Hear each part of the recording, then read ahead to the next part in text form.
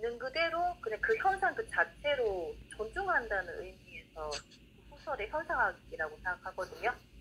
자, 이 현상학에 대해서는 굉장히 우리가 사실 해야 될 것도 아니야. 이게 철학이고. 현상학은 요 정도로 아시면 돼요. 이제 19세기, 20세기의 실존주의 과학이나 뭐 수학이 굉장히 그때 이제 많이 철학자들이 많았는데 여기에 후설이라는 사람도 실제로는 약간 좀 뭔가 실존주의 철학 과학을 했어. 그러니까 일명 철학자였어. 여기서 프로이드는 심리로 갔고 이 사람은 철학으로 왔는데 그럼 철학만 했나 그게 아니고 철학에서 약간 이제 심리를 좀 틀어갖고 가지고 왔어요. 그래서 이제 이 사람은 이제 뭐를 했나 하면은 뭔가 이제 노에시스 그 다음에 대상 이렇게 이제 내가 한번 얘기한 적이 있어요. 그런데 노에시스라는 것은 약간 우리가 여행을 가면은 딱 보면은 처음으로 간 데는 약간 설레이고 새로운 거야. 그 상태를 노에시스라고 생각하는데 이제 이해를 돕기 위해서 하는 거야. 그 노에마는 우리가 뭐 국내 여행 같은 거 뭐 식상한 거 많이 가봤어. 백화점 저 백화점도 맨날 가는데요. 그러면 그거는 뭐 마음이 동하지가 않아. 맨날 같은 거니까. 일상생활 이거를 노에마라고 생각하면 돼. 그런데 이제 노에시스 그 대상이라는 것이 있는데 노에시스 그 순수한 거하고 대상하고가 만나면은 약간 좀 뭔가 즐거움 뭐 기쁨 사랑 이런 게 아주 좋아져요. 그러니까 노에마에서 노에시스로는 못 가고 싶은데도 그럼 어떻게 가냐 판단 중지를 해야 돼. 중지를 하고 이제 해야 되는데 그 판단 중지를 하려면은 여러 가지 그것들이 있는데 이제 순수한 거 뭐 이런 것들이 이제 들어가야 되는 거거든요. 그러니까 그런 이제 의미인데 우리가 현상학이라는 것은 좀 더 따지고 보면은 굉장히 더 깊이 있게 들어가면은 약간 순수한 거 그 정도로 알면 돼. 근데 좀 더 들어가면 더 많아. 깊이 있게 더 많이 있지만 우리가 아는 거는 그 정도. 그러니까는 현상학은 그 정도로 순수한 거다. 뭐 이 정도로 이제 생각하면 돼요. 거기에 이제 뭐 환원이다, 뭐 선언적 환원이다. 이거 굉장히 이게 깊이 있게 들어가는 거거든. 그러니까 현상학적 환원 여기 보면 현상학이요. 형상학적 환원이라는 것이 있고 그냥 일반적인 자연적인 환원이고 그 다음에 선언적 환원이라는 거는 초자연적 환원이야. 그러면 이 선언적이라는 것이 현상학에 더 가깝다 그래요. 그러니까 그거를 깊이 있게 이제 하면은 그렇게 되는데 우리는 요 정도만 알면 되고 그것이 이제 판단 중지를 하기 위해서는 우리가 이제 미술 치료를 해서 아까 그쪽에 뭐라 그랬잖아. 중간에 시스 노에시스로 가려면은 미술 치료를 해야 된다. 이제 그렇게 얘기하는데 내가 요거를 좀 봤을 때는 현상학으로 미술 치료하는 거는 그렇게 쉽지는 않겠구나. 뭐 상상을 해가지고 막 이렇게 하는데 요거를 억지로 미술 치료를 하려고 애를 썼구나. 그런 느낌이 들어요. 그러니까 현상학에 대해서는 선생님들이 하루아침에 알 수 있는 게 아니라 두고 공부를 할 수 있으면 해보시면은 좋을 것 같아요. 사실은 나도 현상학을 4년 전에 했다가 요즘 현상학을 하려고 또 뭐 일주일 내내 뭐 이렇게 공부를 해보고 해도 그 현상학에 대한 거는 엄청나게 길기 때문에 이렇게 짧게 해석하는 거는 무리야. 그렇기 때문에 현상학을 공부를 하고 싶으면은 좀 여유를 두고 하세요. 얘도 많아. 뭐 이런 예도 있어. 농부가 그 예를 해서 농부가 밭을 갈고 소를 먹이고 이런 밭을 갈고 뭐 가서 뭐 막걸리도 마시고 밥도 먹고 그리고 하루 일과인데 농부는 그게 전부야. 소, 그 다음에 달도 보고 해도 보고 그 다음에 뭐 밭을 갈고 그 다음에 뭐 먹고 이런 게 전부인데 예를 들면은 실존주의 철학자들은 그게 전부가 아니라 야, 저 소는 얼마나 할까, 저 밭은 몇 평이나 될까, 이제 그런 계산하는 게 실존주의거든. 그러니까 현상하고 실존주의 차이가 있다. 이제 요거를 이제 생각해서 현상하고 실존주의는 이런 차이점들이 있고 거기서도 또 더 다른 또 차이점이 또 있어. 그렇기 때문에 계속 나가면 우리는 현상학으로 오늘 끝장을 봐야 되기 때문에 더 사실은 내가 한 10가지 얘가 뭐 사과나무를 갖다가 뭐 어떻게 보냐, 사과를 갖다가 빨갛게 보는 사람, 빨갛다, 크구나 이렇게 보는 사람이 있고 또 현상학적으로 보면은 또 다른 방향으로 저 사과를 옛날에 내가 어렸을 때 누가 이제 줬는데 그걸로 소꿉놀이를 했고 이제 어떤 소설 여섯 권을 만들었다 그러더만 사과 하나로. 그런데 그 설명을 간단하게 해야지. 그거를 계속 하려 그러면은 재미는 있겠지만 끝이 없잖아요.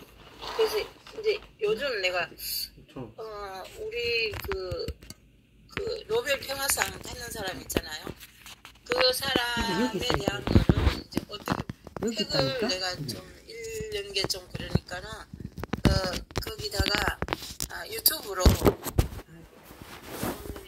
뭐 채색주의자 뭐 6권인가 7권인가 있어. 그거를 간단하게 내가 이제 조금 보고 있어. 그런데 이제 참 우리나라 사람이 대단하구나 뭐 그런 생각이 들더라고. 야, 그런 정도로 현상학을 끝내고 발달적 미술 치료 누가 좀 해주세요.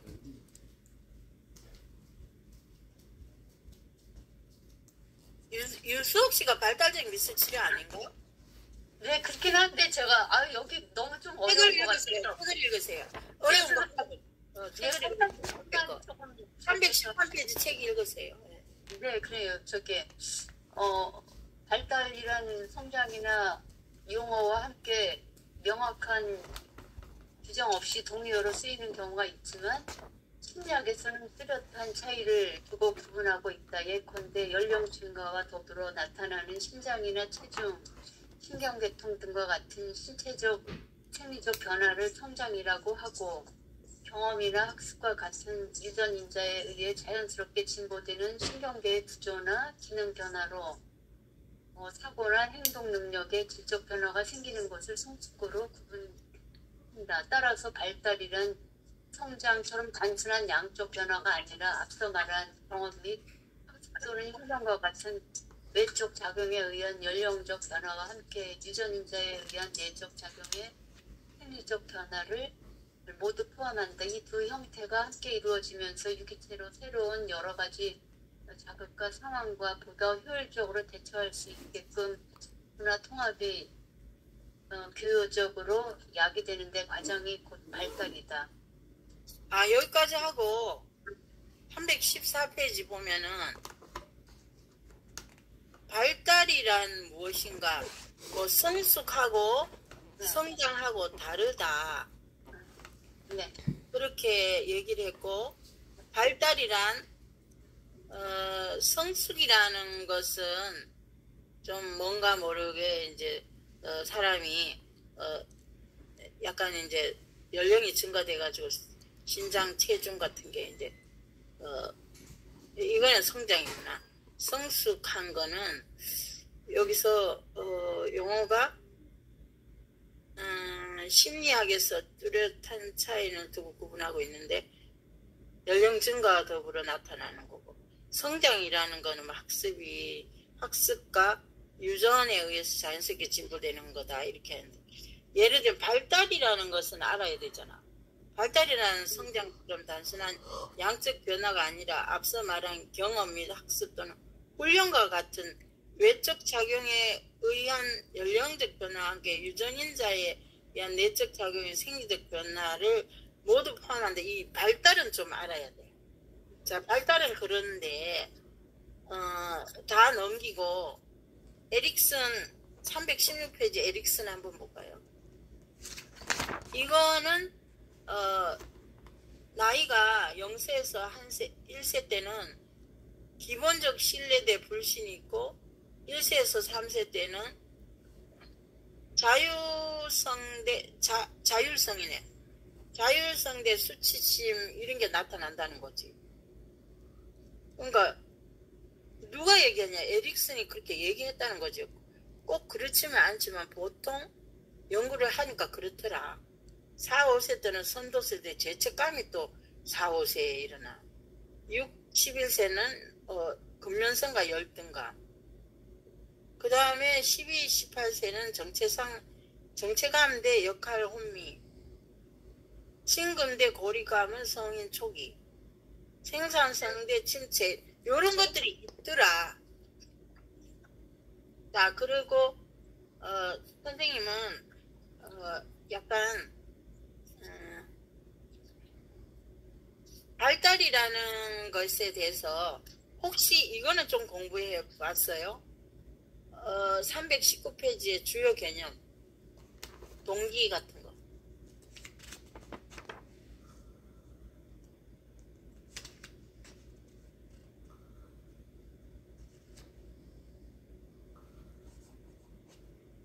정서, 동기, 정서, 그 다음에 사회성, 자아개념, 시지각이 있더라. 거기서 정서를 한번 읽어봐 주세요. 321페이지. 321페이지 작은 글씨 그 정서를 알면은 좋을 것 같았어. 정서는 320페이지요? 321. 정서는 주관적 요인과 객관적 요인 간의 복잡한 상호작용으로 신경 및 호르몬계의 개입으로 인해 전개되며 각성이나 쾌감, 불쾌감 같은 정의적 경험을 일으킬 수도 있고 정서와 관련한 지각, 평정, 분류 같은 인지 과정을 유발할 수도 있다. 게다가 자극적인 조건에 대한 광범위한 생리적 조절을 가동시킬 수도 있으며 반드시 그런 것은 아니지만 표현적이고 목표 지향적이고 적응적인 행동을 유발할 수도 있다. 이 정의에는 정서에 수반되는 정의적 개념과 실체만 요 정도는 선생님들이 알고 있으면 돼요. 정서에 대해서. 뭐 사회성도 알 거고 자아 개념도 읽어보면 되고 뭐 시지각도 읽어보면 되지만 정서에 대해서는 좀 알아놓으면 좋겠다. 이제 그런 생각이 들고 그 뒤에 거는 우리가 이제 수업을 다 했고 그 다음에 11페이지 해결 중심 누구예요?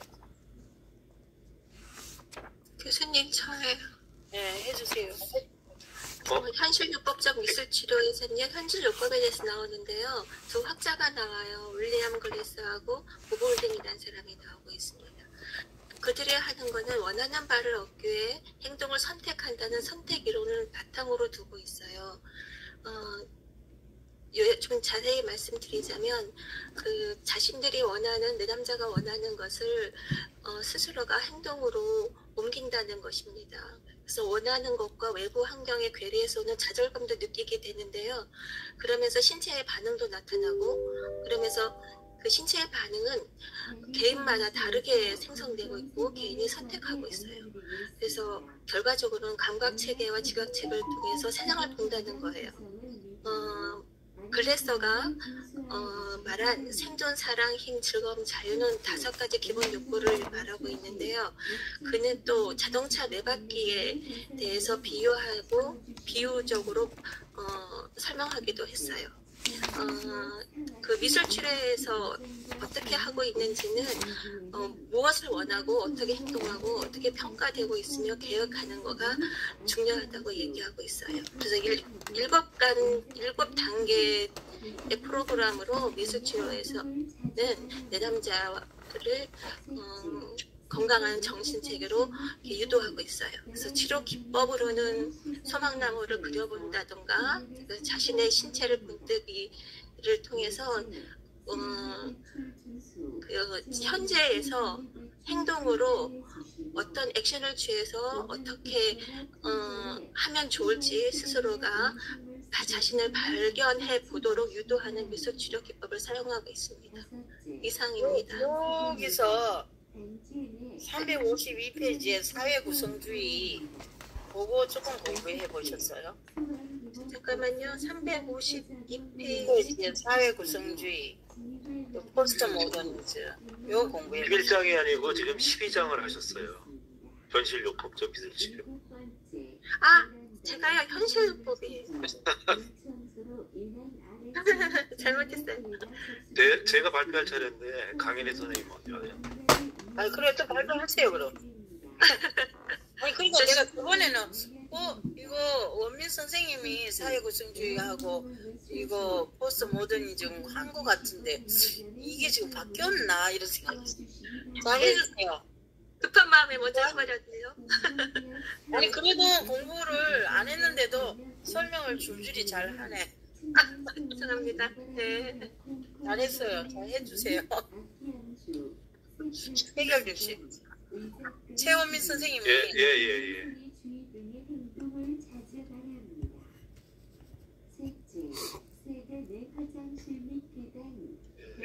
하고 같이 보겠습니다.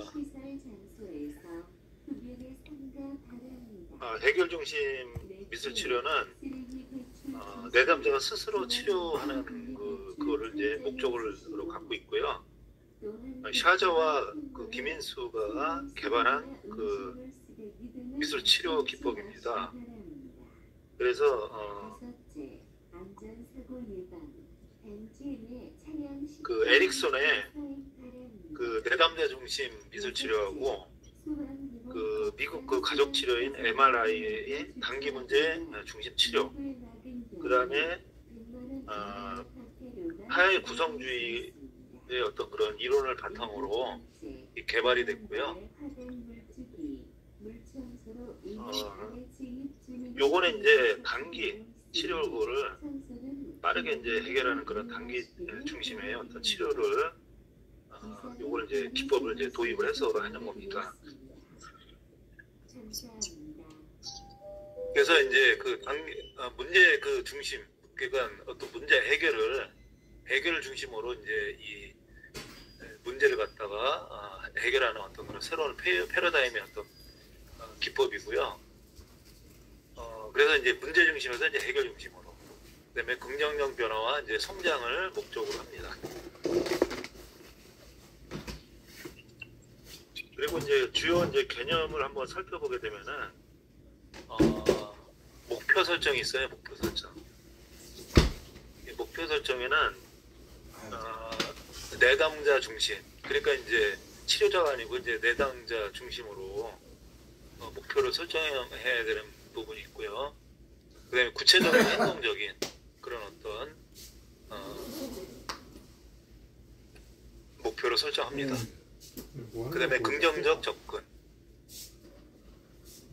그 다음에 시각적으로서의 목표, 추상적인 게 아니고 이제 눈으로 이제 보는 어떤 시각적인 어떤 그런 목표를 좀 잡고 있어요. 그 다음에 이제 질문 기법이 이제 나오는데요. 질문 기법에는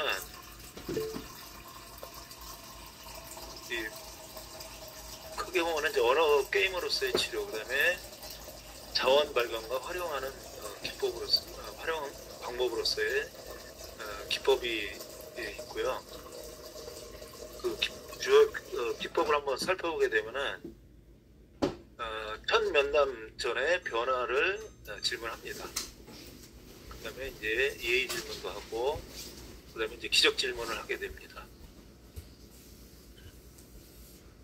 그다음에 이제 두 번째 주요 기법은 척도 질문이 있고요. 그 다음에 대처 질문, 관계성 질문이 있어요. 내용은 뭐 이렇게 간단하게 지금 요약이 돼 있으니까 보시면 될 것 같고요.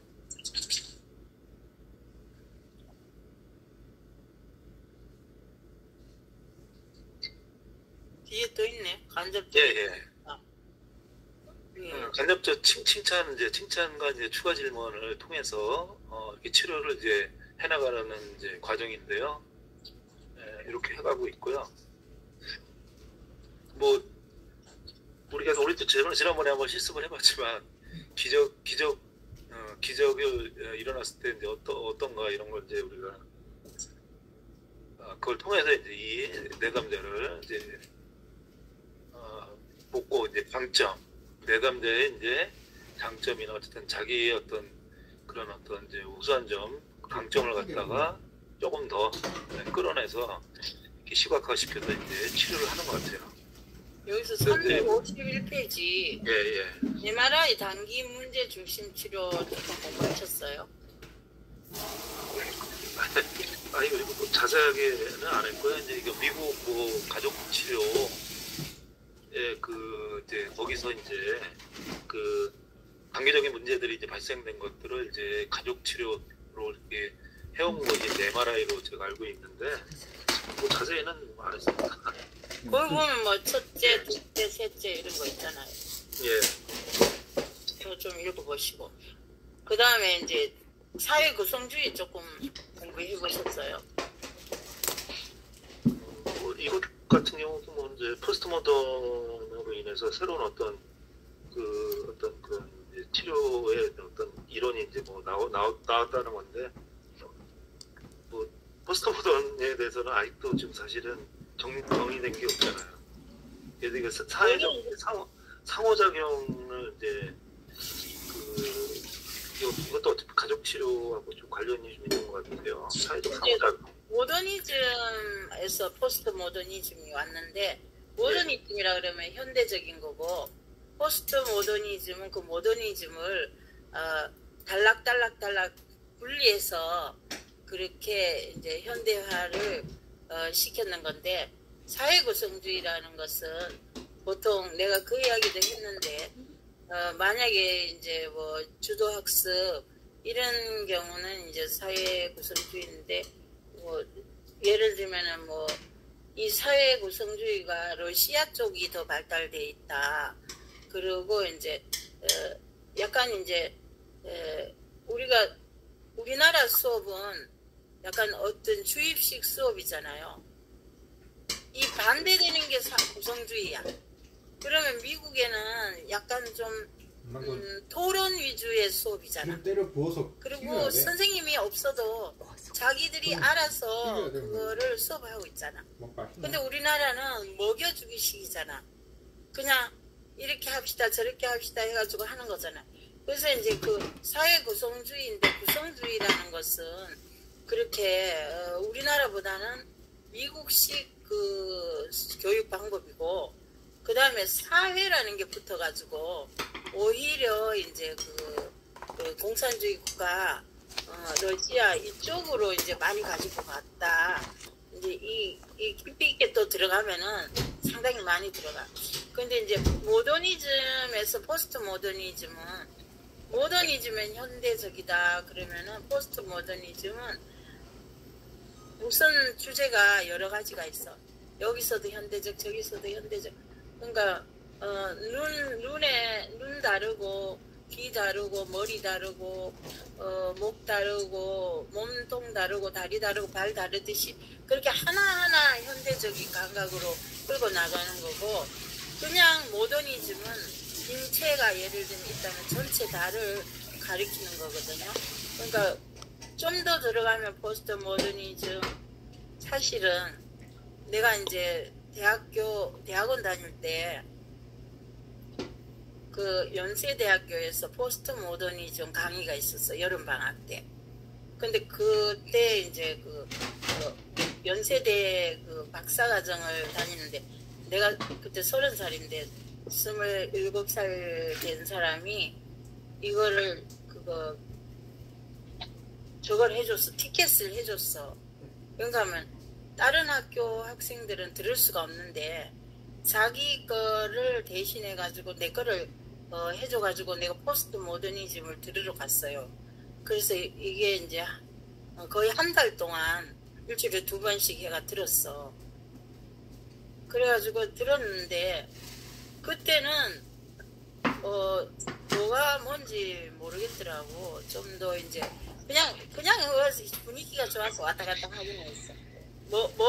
그때는 좀 잠깐 알았는데 또 잊어버리고 그랬는데 지금 생각하니까는 그때부터 나왔으니까는 이게 되게 오래된 거야.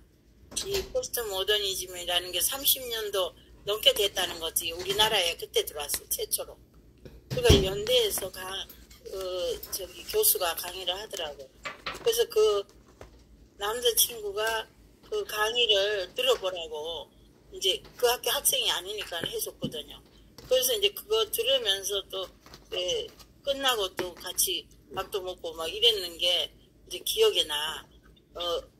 그 사람이 내가 안 한 헤어진 이유 중에 하나는 뭐 연세대도 가면 그거 다 좋은데 약간 이제 얼굴이 내 마음에 좀 안 들었어. 그래가지고 그냥 지금 이제 현재 우리 남편을 선택했던 거야. 그러니까 웃기는 거야. 내가 봐도 너무 웃겨. 그쪽으로 갔으면 아마 지금 뭐 교수 부인이 돼가지고 아주 화롭게 잘 살 수 있어요. 왜 그랬나 모르겠어. 복친이 나갔어.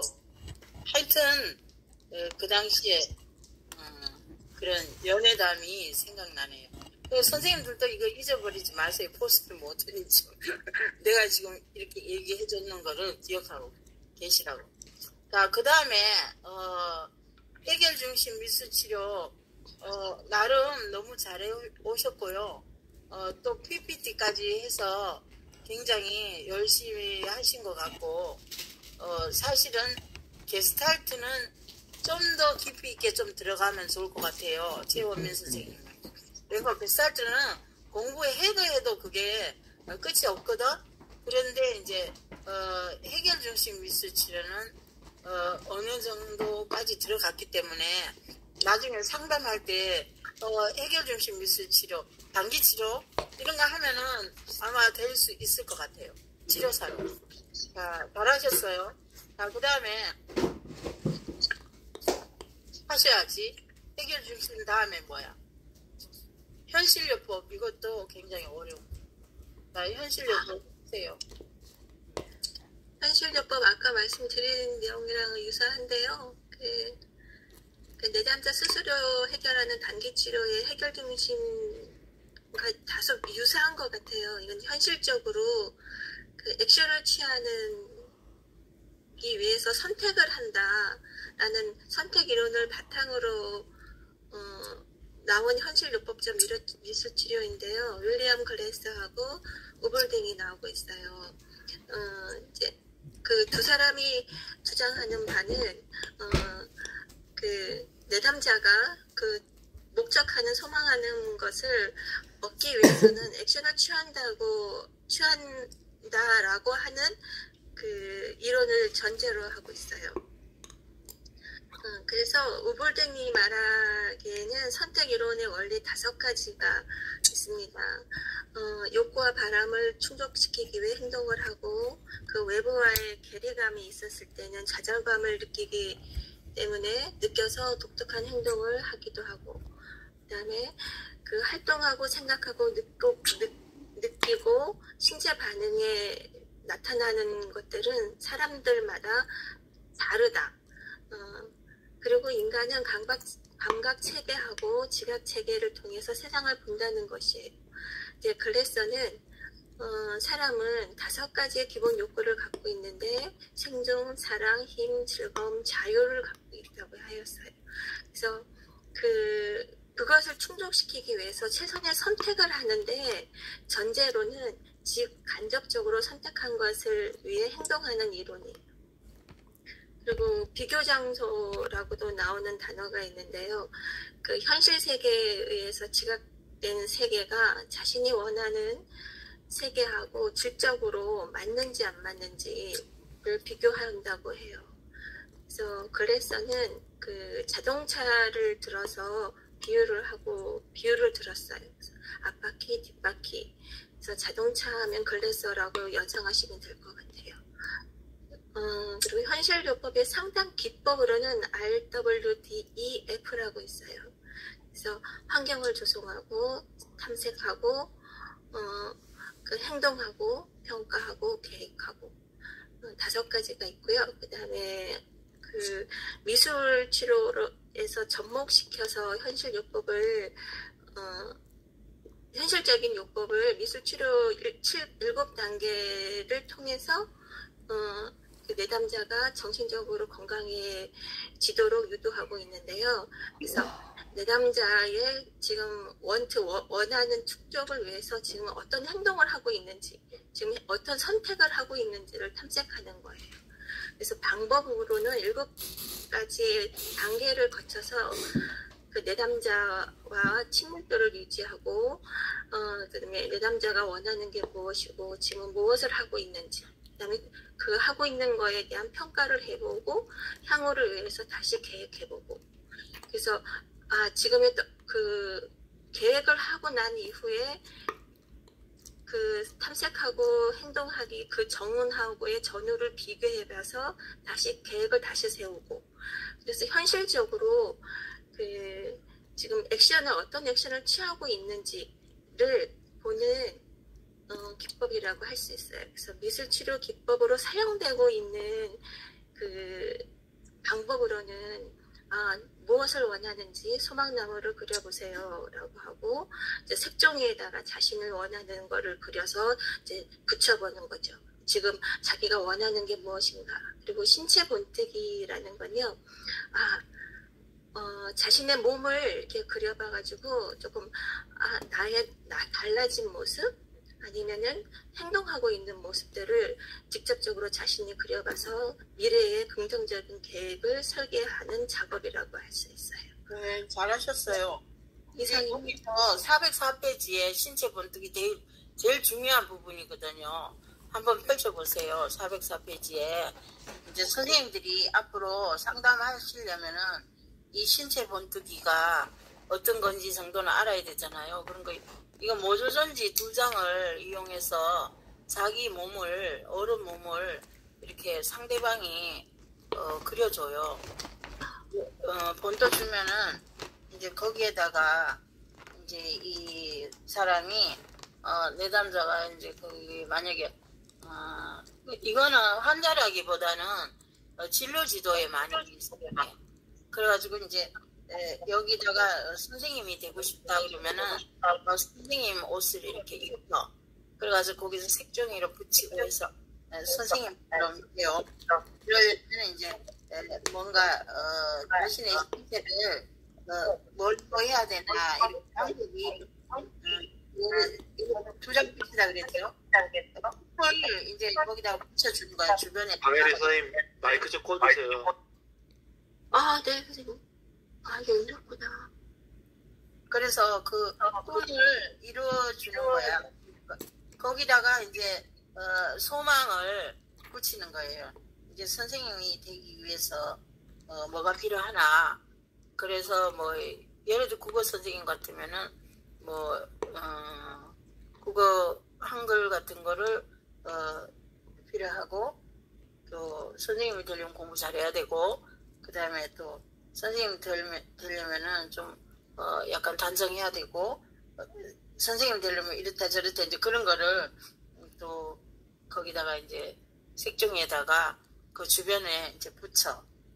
그렇게 해서 이제 그걸 하면은 자기 자신이 이제 선생님이 되고, 또 뭐 예를 들면 자기가 뭐 선생님 말고 뭐 미용사가 되고 싶다 이러면은 손재주가 있어야 된다 이렇게 적어 올리고, 또 뭔가 좀 약간 인사도 잘해야 된다, 뭐도 해야 된다, 이런 그 필요한 거를 그 여기 신체 본뜨기 해서 이제 붙여줘. 그러면은 이제 그게 이제 이루어진다 이렇게 생각하는 거예요. 그러니까 우리 미술 치료는 좀 특이한 점이 있더라고. 이제 뭔가 기원하면 이루어진다. 약간 과학적인 면도 있지만 약간 우연적인 면 그런 것도 조금 있어 보이기도 하더라고요. 그래서 이거는 이제 약간 이제 하기가 어려운 거기 때문에 집단으로 할 때 6명 집단으로 할 때 이제 모조전지 2장을 구입하고 그런 것들이 그 구입하면서 약간 이제 뭔가 하는 것 같이 즐거움 그런 거 있어요. 그렇기 때문에 이 신체 본뜨기는 이 현실요법에서 중요하고 또 아까 또 선생님이 이것뿐만 아니라 소막나무 요것도 사실은 여기에서 병원에 보면 소막나무가 있어. 뭐 이렇게 트리에다가 이렇게 올려놨는데 뭐 병원 이런 것도 있지만 여기도 소원 8가지를 이렇게 적어갖고 이제 올리고 하니까 요런 그 작업도 되게 좋아하고 긍정적으로 되면서 일단은 현실요법에 대한 거를 공부해 놓으면 뭔가 약간 이런 프로그램 하기가 좋고 또 게스탈트 같은 경우는 워크숍을 갔어요. 학교를 다니면서 프로이드 게스탈트에 대한 게 너무 재밌고 그래서 또 워크숍을 한데 그 교수가 그래서 워크숍이 뭐 어떤 넓은 이제 공간에 가서 1박 2일로 한데 이제 우리가 미술 치료나 이런 미술이나 이런 거 하려면 비용이 많이 들어.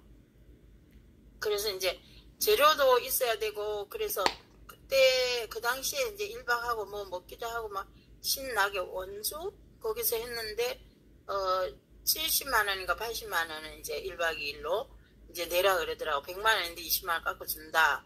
뭐 거기 학교 학생이니까 그렇다 이러면서 이제 20명이 모였더라고 가니까. 그래서 처음에는 뭐 북치고 장구치고 하고 이제 게스탈트에 대한 거를 했는데 여러 작업을 많이 했어. 거기서 뭐 게스탈트만 하는가 그러니까 친하게 지내 1박 2일에 기억이 나. 그런 식으로 또 하는 경우도 있어요. 워크숍. 그러니까 이것도 현실요법에 대한 공부를 많이 하고 이제 워크숍을 진행하게 되면은 이 프로그램을 하면은 되게 뭐라 그럴까 진로지도 미술치료라고 불러내 가지고 이거를 중학생이나 초등학교 고학년 있는데 이 작업을 하면은 어떻게 보면 엄마들하고 같이 해도 도움이 되지 않을까 이런 생각이 들어요. 자, 그 다음에 현실요법 있고 또 그 다음에 이제 체계론적 가족 미술 치료인데 요거는 그냥 책만 읽으면 돼. 읽는 게 더 나아. 이 안에 내용을 알려가지고 424페이지 누구예요? 김민옥 선생님? 네. 김민옥 선생님. 네. 주요 개념만 쭉 한번 읽어주세요. 주요 개념이 제일 중요해. 체계론적 424페이지 쭉 읽어주세요. 읽는 게 더 나아. 주요 개념 체계적 가족 치료에서는 가족을 치료할 때 하나의 체계로서 가족의 구조나 기능을 이해하는 데 필요한 개념으로 가족 항상성, 가족 삼각관계, 가족 구칙, 가족 신화, 가족 의식, 격리와 밀착, 부모와 등을 들 수 있다. 가족 항상성, 가족은 체계적 항상성. 잠깐만 선생님, 우리가 한 번도 쉬지 못했거든. 네. 그래서 선생님들도 조금 화장실도 가야 되고 해서 우리가 끄고 45분에 다시 424페이지부터 하고 45분까지 선생님은 424, 425, 426을 좀 한번 읽어보시고 좀 이따 또 읽읍시다. 공부를 좀 하시고 그래서 우리가 45분까지 좀 쉬었다가 45분에 시작할게요. 되게 빨리 한 것 같아. 그래서 제가 끄고 나도 물도 좀 마시고 화장실 좀 갔다.